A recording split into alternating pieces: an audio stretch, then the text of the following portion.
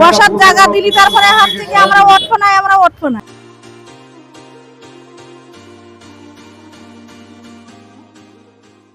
হকারদের এখান থেকে তুলে দেওয়া হয়েছে, যানজট আজকে নেই বললেই চলে। আমি হকারদের পক্ষে, তবে খুব ভালো লাগছে, রাস্তার দুই সাইড দিয়ে ফাঁকা হচ্ছে। কন্টিনিউ হলে আমাদের যারা যাত্রী তাদের খুবই সুবিধা হয়।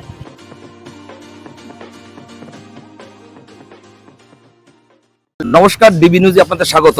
এই মুহূর্তে রয়েছে ঠাকুরনগর বাজারে, যে রেলগেট রয়েছে 1 নম্বর প্ল্যাটফর্ম, তার পাশে বল খেলার মাঠের পাশে।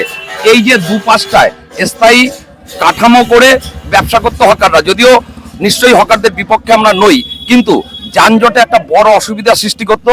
এই মাঠে রয়েছে ফুটবল টুর্নামেন্ট, অভিষেক কাপ, আর সেই উপলক্ষেই হয়তো হকারদের এখান থেকে তুলে দেওয়া হয়েছে। এবং তার জন্য আপনারাও দেখতে পাচ্ছেন যানজট আজকে নেই বললেই চলে, মসৃণ ভাবে গাড়ি ঘোড়া চলাফেরা করছে। এবং সবাই চাইছে যে এই যে রাস্তাটা পরিষ্কার হয়েছে, এই রাস্তাটা যেন আগামী দিনও পরিষ্কার থাকে। নিশ্চয়ই বিকল্প ব্যবস্থা করা হবে হকার যারা এখানটা স্থায়ীভাবে বসছেন তাদের জন্য, কিন্তু এই জায়গাটা যাতে আগামী দিনে পরিষ্কার থাকে। আমি চিত্রগ্রাহককে একটু বলবো এই পাশটাও দেখাতে, রেলগেটের দিকটা দুপাশটা কিন্তু অনেক আটকানো ছিল, একদম প্রায় এই পর্যন্ত আটকানো ছিল, পুরো জায়গাটাই কিন্তু ফাঁকা হয়ে গেছে রাস্তার দুপাশে। এবং এর জন্য যানজট আজকে নেই বললেই চলছে, গাড়ি ঘোড়া মসৃণ ভাবে এখান থেকে রাস্তা দিয়ে যাতায়াত করতে পারছে।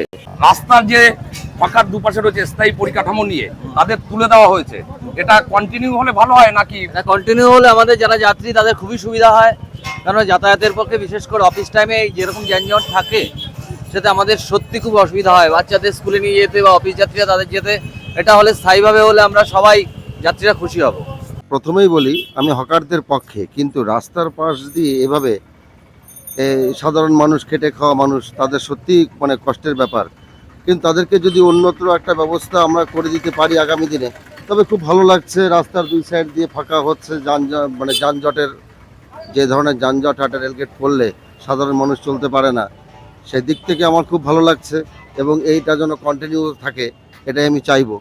কিন্তু এই সাধারণ মানুষ, এই খেটে খাওয়া মানুষ, এদেরকে যদি আমরা অন্যত্র কোনো একটা ব্যবস্থা করতে পারি তাহলে আমাদের আরো ভালো লাগবে। আমরা তো শাক পাতা বেশি খাই, আমরা কোথায় বসবো? আমরা তো রাস্তার সাইডে সমস্যা, গাড়ি ঘোড়া যাওয়া অসুবিধা হয় বলে তো এখন আমাদের থেকে তুলে দেয়, আমরা বসবো। বসার জায়গা দিলি তারপরে হাত থেকে আমরা উঠবো না। সবাইকে এখান থেকে উঠে যেতে বলা হয়েছে। আপনি যদিও এখনো দোকান নিয়ে আছেন, হয়তো আগামী দিনে বসতে পারবেন না, তাহলে কি করবেন, মানে কি বলবেন আপনি? আমি সবাই বলবো যারা আমাদের উপর দিকে আছে তাদেরকে আমি বলছি, যারা আমরা কোনো জায়গায় একটু বসে করে খেতে পারি। আমরা গরিব মানুষ, আমাদের সংসার আছে, ফ্যামিলি আছে, ছেলে মেয়ে পড়াশুনো করে। এর জন্য আমি যারা আমাদের উপরে আছে তাদের কাছে আমি দাবি করবো আমাদের একটা স্থায়ীভাবে বসার জায়গা করে দিক। হ্যাঁ, রাস্তাটা পরিষ্কার তো অনেক দিনের দাবি। আর তারপরে স্কুলের ছেলেমেয়েরা যাতায়াত করে, তাদের খুবই অসুবিধা হয়। আর রাস্তাটা পরিষ্কার থাকলে সত্যিই ভালো হয়। ঠিক আছে, জনসাধারণের দাবি, অনেক দিনের দাবি, কিন্তু বিভিন্ন কারণে এটা হচ্ছিল না। যাই হোক, এই খেলা উপলক্ষে এই জায়গাটা পরিষ্কার হয়েছে, এতে আমরা খুশি। এটা খুবই একটা ভালো উদ্যোগ, কারণ সত্যি কথা বলতে কি, এখানে ট্রেনে গেট পড়লে যা জ্যাম হয়, সেই সময় যদি কোনো অ্যাম্বুলেন্স এই জাতীয় কোনো পেশেন্ট যদি থাকে, সেক্ষেত্রে মানুষটা কিন্তু মারাও যেতে পারে। আমরা কিন্তু সাধারণ মানুষ হিসাবে চাইবো যে রাস্তার অন্তত ফাঁকা থাকুক। এই ধরনের এমার্জেন্সি ক্ষেত্রে যেসব রুগীরা যে বিপদে পড়ে, সাধারণ মানুষ অন্তত এই যন্ত্রণা থেকে মুক্তি পাক। এটা খুব একটা ভালো উদ্যোগ, আমি একে স্বাগত জানাই। যানজট মুক্ত রাস্তা দেখে পথচারী থেকে দুপাশের স্থায়ী ব্যবসায়ীরা প্রত্যেকেই খুশি।